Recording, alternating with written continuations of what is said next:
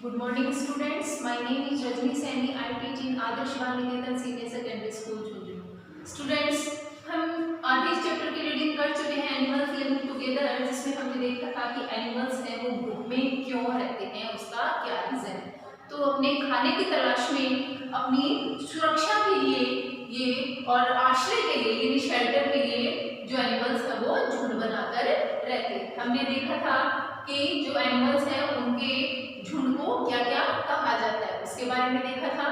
अब उनके बिहेवियर के बारे में भी हमने रीड कर लिया था कि उनका बिहेवियर कुछ शर्मीले होते हैं, कुछ फ्रेंडली होते हैं, उनके बारे में देखा था। आज का हमारा टॉपिक है कि एनिमल्स के जो ईयर होते हैं वो किस प्रकार के होते हैं। तो देखिए, जैसे बड़े जो एनिमल्स होते हैं जैसे काऊ है, बफेलो है या फिर एलिफेंट है, तो इन सब के एक्सटर्नल ईयर होते हैं यानी बाहरी कान होते हैं जो बड़े होते हैं और हमें दिखाई देते हैं। जैसे हमने कुत्ते, बिल्ली, इन सब के भी ईयर देखे हैं।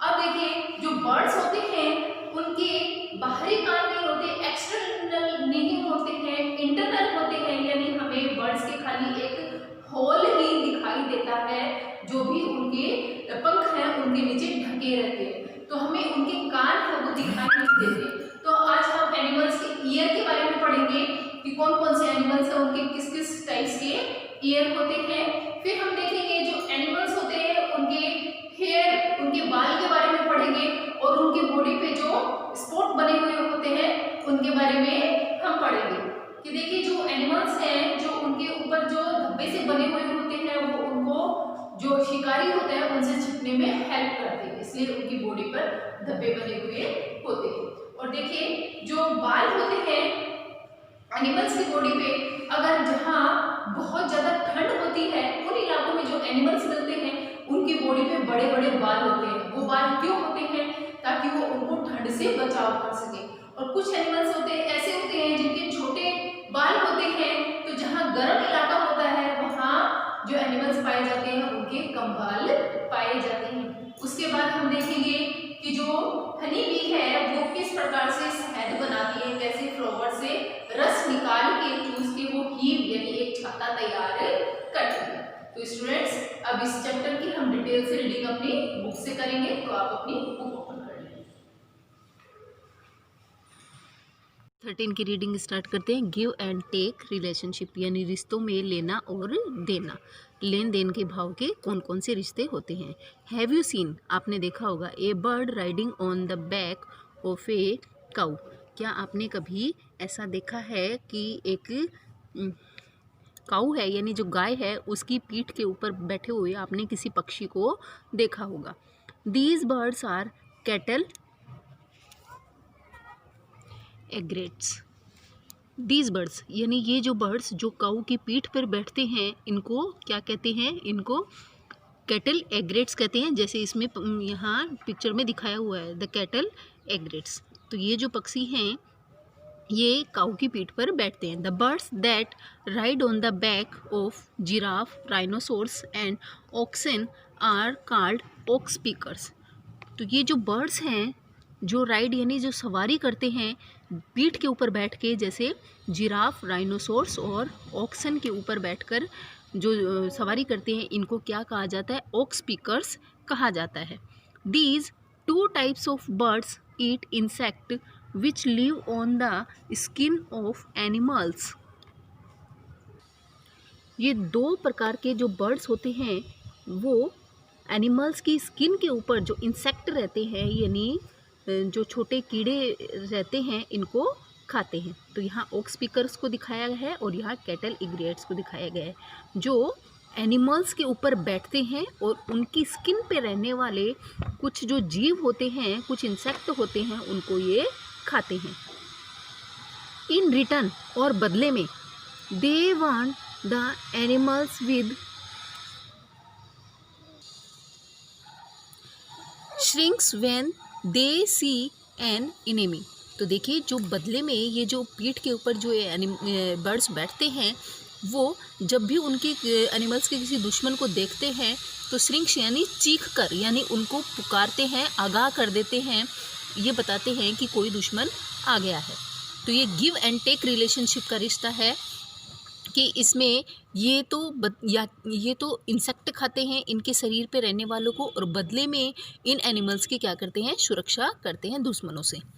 ए लिटिल फिश, एक छोटी मछली, remora, lives attach to a shark, किससे अटैच रहती है, रेमोरा मछली शार्क से अटैच रहती है, and its small creatures that live on the shark body, और उस शार्क की बॉडी पर रहने वाले छोटे जंतुओं को खाती है। तो ये जो रेमोरा मछली है, छोटी मछली है जो शार्क मछली के चिपकी रहती है और उस मछली के ऊपर रहने वाले जंतुओं को खाती है। नेक्स्ट टॉपिक है ईयर्स ऑफ एनिमल्स, एनिमल्स के कान के बारे में पढ़ेंगे।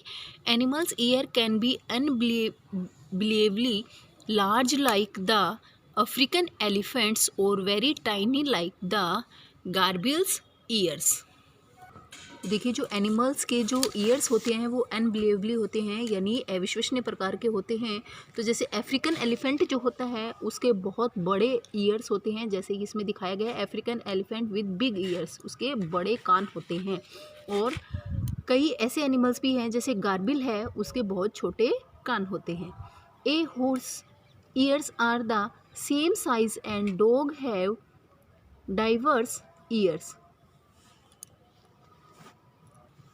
तो देखिए जो हॉर्स होते हैं यानी घोड़े हैं उसके सेम साइज़ के यानी एक ही प्रकार के कान होते हैं, और जो डॉग होते हैं यानी कुत्ते होते हैं उनके डाइवर्स यानी विविध प्रकार के यानी अलग अलग ईयर्स होते हैं, यानी कई कुत्तों में हमें अलग अलग प्रकार के ईयर्स देखने को मिलते हैं। Elephant have large external ear to hear and fan themselves. देखिए जो एलिफेंट है, हाथी है, उसके एक्सटर्नल यानी बाहरी कान होते हैं जो हमें दिखाई देते हैं बाहर से, हम इनको देख पाते हैं, जो इनको हियर यानी सुनने में हेल्प करते हैं, और फैन यानी उनको अपने आप को पंखा देने में इनकी हेल्प करते हैं, यानी अपने कानों से हवा डालते हैं। Donkey, rabbit and giraffe also have big ears. जो डंकी है, रैबिट है यानी खरगोश है, और जिराफ है, इनके भी बड़े कान होते हैं। Although the hippopotamus is a big animal yet it has small years. लेकिन देखिए बड़े ईयर्स जो हैं, जो बड़ा एनिमल्स होता है उसके मोस्ट ऑफ बड़े ही कान होते हैं। लेकिन देखिए यहाँ जो हिपोपोटेमस है वो भी बड़ा एनिमल है, लेकिन उसके कान हैं वो बहुत ही स्मॉल होते हैं, छोटे होते हैं। मैनी बर्ड्स यानी कई पक्षी, रेप्टाइल्स यानी रेंगने वाले, and fish do not have visible outer ear. तो देखिए जो बर्ड्स होते हैं और रेप्टाइल्स होते हैं यानी जो रेंग के चलते हैं, और जो फिश होती है उनके विजिबल यानी दिखाई देने वाले ईयर नहीं होते हैं, यानी आउटर ईयर उनके नहीं होते हैं, उनके कानों को हम देख नहीं पाते हैं। They have well developed middle and inner ear. इनके देखिए बहुत ही विकसित ईयर और इनर यानी अंदरूनी कान होते हैं जो खाली एक छेद के जैसे दिखाई देते हैं। तो जैसे हमने कबूतर है, चिड़िया है, इनको देखा होगा, तो जो भी बर्ड्स है, रेप्टाइल्स हैं यानी जो रेंग के चलते हैं, जैसे सांप है, केचुआ है, इन सब के भी एक छेद सा ही हमें दिखाई देता है। तो इनके कान जो है वो एक्सटर्नल नहीं होते, बाहरी नहीं होते। जो एनिमल्स होते हैं उनके हमें, जैसे यहाँ एलिफेंट के हमें कान दिखाई दे रहे हैं, लेकिन जो बर्ड्स हैं और रेप्टाइल्स हैं इनके कान हैं वो अंदरूनी होते हैं, खाली एक होल बना हुआ होता है। Birds have tiny hole on both side of their head. इनके जो बर्ड्स हैं इनके सिर के दोनों साइड में खाली हमें एक होल दिखाई देता है। These are covered with feathers, और जो किससे ढका हुआ रहता है, पंखों के नीचे ढके हुए इनके कान रहते हैं। Birds are known for their melodies call which they use to communicate with other birds. जो बर्ड्स हैं यानी पक्षी हैं वो मेलोडी यानी मधुर आवाज़ में पुकारते हैं एक दूसरे पक्षियों से, कम्युनिकेट यानी बातचीत करने के लिए। वो जो उनकी जो आवाज़ है वो बहुत ही मधुर होती है, उसी से वो कम्युनिकेट करते हैं। So they must have great hearing. Lizard also have small hole on their head. तो देखिए जो बर्ड्स हैं उनके खाली एक होल जैसा ही रहता है, लेकिन वो पक्षियों की आवाज़ें एक दूसरे से कम्युनिकेट अच्छी तरीके से करते हैं, यानी उनके कान हैं आवाज़ सुनने में बहुत ही सक्षम होते हैं, छोटे होते हुए भी वो अच्छी प्रकार से सुन पाते हैं।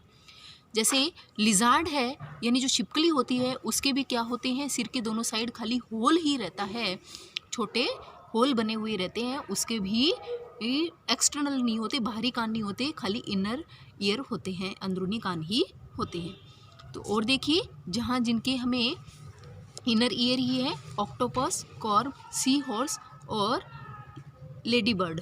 तो यहाँ ये जो एनिमल्स हमें दिखाई दिए हैं इन सब में ही खाली कान के लिए खाली एक होल ही बना हुआ रहता है।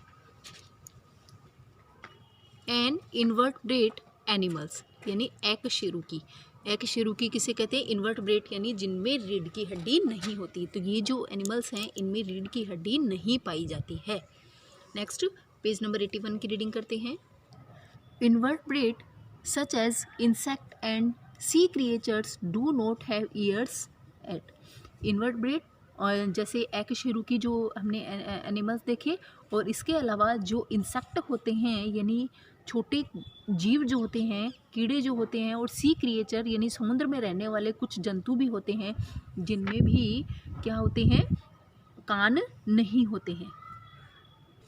Some like sponges are primitive simple animals that do not need hearing, smell or taste sense and therefore they lack those sense organs. Sponges जो है वो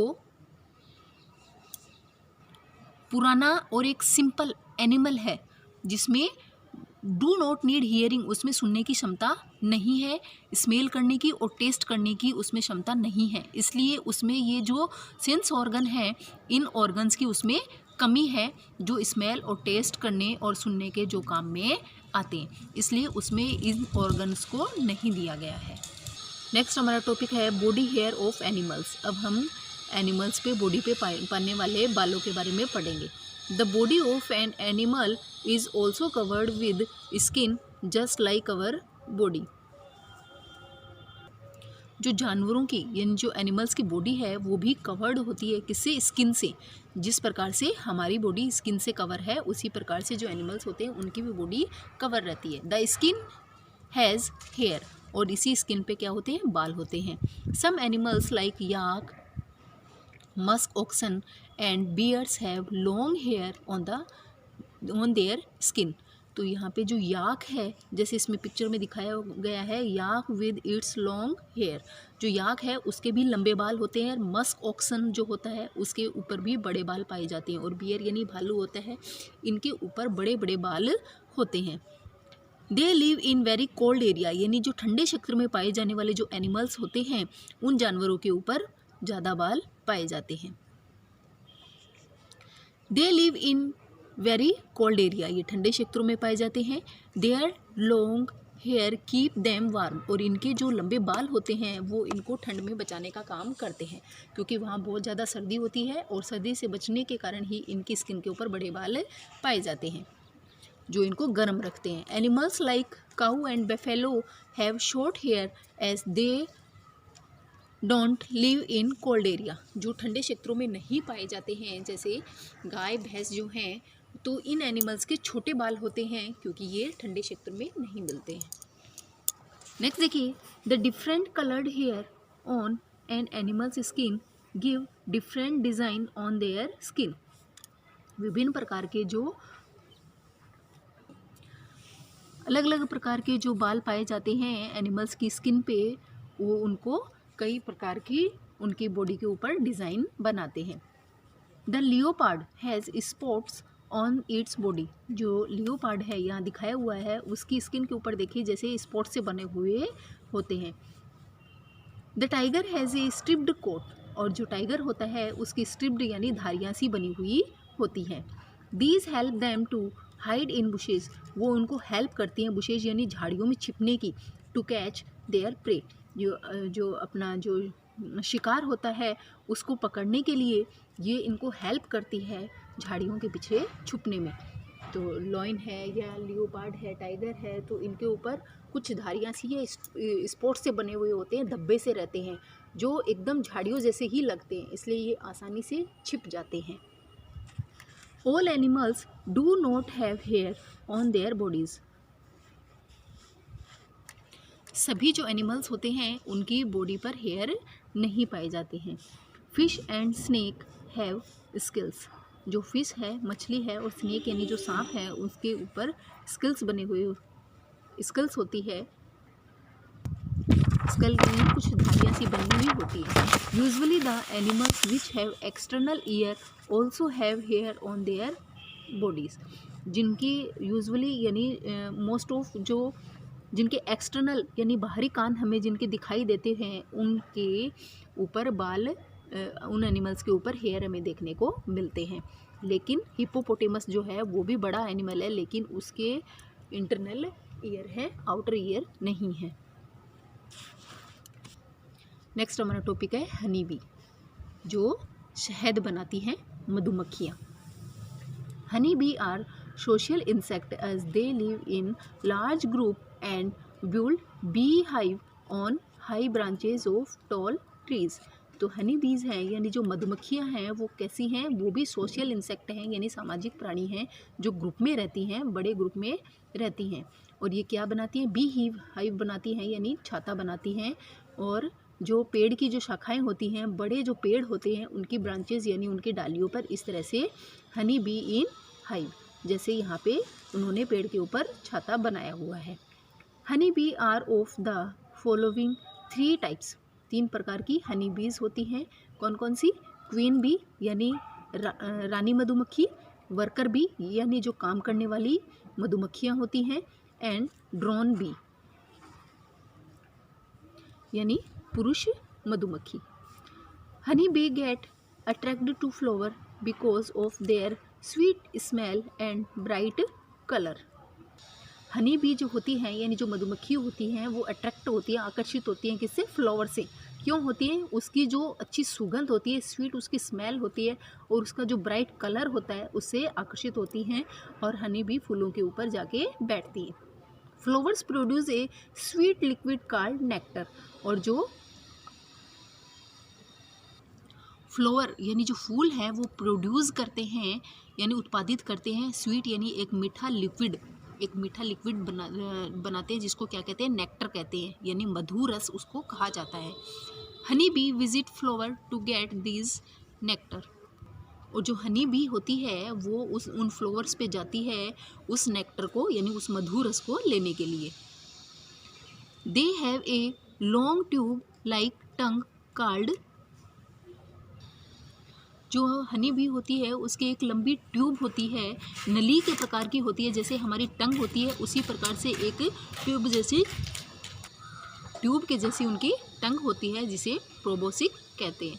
when they sit on the flowers they insert the proboscis into the flower and suck the nectar and collect it in their hive to make honey. तो देखिए जो honey bee है वो कहाँ पे बैठती है? फ्लावर पे यानी फूलों पे जाके बैठती है। और क्या करती है? वो अपने प्रोबेसिक जो यानी जो उसकी जो टंग होती है उसको फ्लावर के अंदर डालती है, फूल के अंदर डालती है, और उससे क्या करती है? सक यानी चूसना।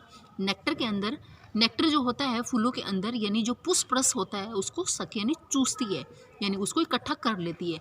और इकट्ठा करने के बाद में वो अपने हाइव यानी छाते के पास जाके वहाँ पे हनी बनाती है, उसको नेक्टर को लेके जाती है और छाता तैयार करती हैं। Honey is used as an antiseptic and help in the digestion of food. जो हनी है यानी जो शहद है वो एक एंटीसेप्टिक यानी रोगाणुरोधक की तरह यूज़ में लिया जाता है, और ये हेल्प करता है हमारे खाने को पचाने में, डाइजेस्ट करने में। तो ये एक एंटीसेप्टिक की तरह होता है। हनी है वो बहुत ही अच्छा होता है, मधु रस है वो हमें लेना चाहिए। शहद है वो हमारी सेहत के लिए बहुत ही अच्छा होता है। It is also used in making medicine for cough and cold. और जो हनी है इसका यूज़ बहुत सी दवाइयों में, मेडिसिन्स में भी इसका यूज़ किया जाता है। और जब भी हमें खांसी हो जाती है या सर्दी हो जाती है तो उसमें भी हम इस शहद का यूज़ है वो लेते हैं। तो हमने हमारे घर में भी देखा होगा बहुत से ऐसे काम हैं जिसमें हम हनी का यूज़ करते हैं। डू यू नाउ, क्या आप जानते हैं? The rearing of honey bee on a large scale is now as apiculture. यानी हनी बी यानी जो मधुमक्खियों को लार्ज स्केल यानी बड़े क्षेत्र पे अगर हम इनको पालते हैं तो उसे क्या कहा जाता है, एपीकल्चर कहा जाता है, यानी मधुमक्खी पालन कहा जाता है। लोग हैं वो इसका बिजनेस भी करते हैं, जिसे क्या कहा गया है, मधुमक्खी पालन कहा गया है। The place where bees are kept for this purpose is called apiary. और इस पर्पज़ के लिए जहाँ मधुमक्खियों को रखा जाता है उसे क्या कहा जाता है, अपेरी कहा जाता है। तो लोग हैं वो इनसे अच्छा बिजनेस करते हैं, मधुमक्खी पालन से, एपीकल्चर से मधुमक्खियों को पालते हैं और हनी इकट्ठा करते हैं, क्योंकि हनी है वो बहुत ही यूजेबल है और घर में भी मोस्ट ऑफ कामों के लिए हम हनी का यूज़ करते हैं। तो स्टूडेंट्स, ये हमारा चैप्टर कंप्लीट हुआ। अब इस चैप्टर की वर्ड मीनिंग है जो हम अपनी ईवीएस की नोटबुक में करेंगे। अब वर्ड मीनिंग स्टार्ट करते हैं। बिहेवियर मीन्स व्यवहार, रिलेशनशिप संबंध, इन्वायरमेंट वातावरण, हैबिटाट निवास स्थान, बिहेवर्स उत्बिलाव, प्रोटेक्शन सुरक्षा, प्रीडेटर्स शिकारी, साइंटिफिक स्टडी वैज्ञानिक अध्ययन, इंटरेक्ट सहभागिता, नेविगेशन पथ प्रदर्शन, रेप्टाइल्स रेंगने वाले, इन्वर्टब्रेट एकशेरुकी, एंटीसेप्टिक रोगाणुरोधक, एपीकल्चर मधुमक्खी पालन। Okay students, thank you and have a nice day.